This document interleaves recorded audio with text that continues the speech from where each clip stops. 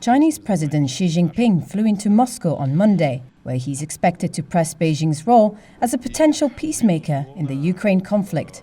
The trip had already been scheduled before news of Friday's ICC arrest warrant for Vladimir Putin.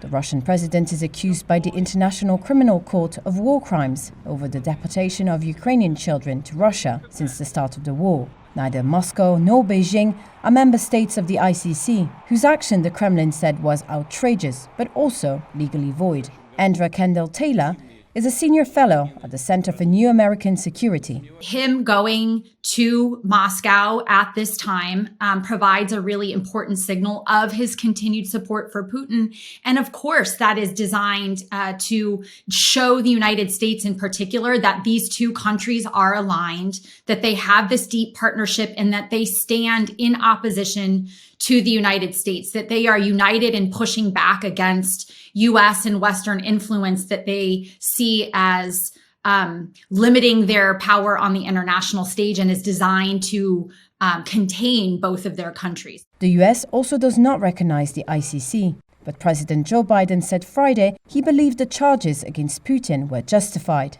He's clearly committed war crimes. Washington is skeptical about China's willingness to mediate in the war in Ukraine, given its refusal to condemn Russia's invasion. China published last month a 12-point paper calling for dialogue and a settlement in Ukraine. But there are also fears that Beijing is preparing to provide lethal arms to Russia. I think the key tipping point will be if China were to provide lethal aid to Russia.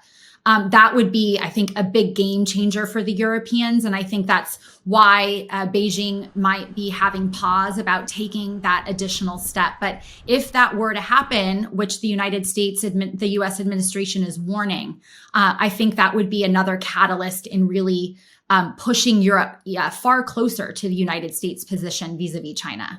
Isolated on the global stage, Putin more than ever will be looking for a show of solidarity from Xi, who he described as a, quote, good old friend in a newspaper article published in China. Last year, the two leaders signed the so-called no-limits strategic partnership.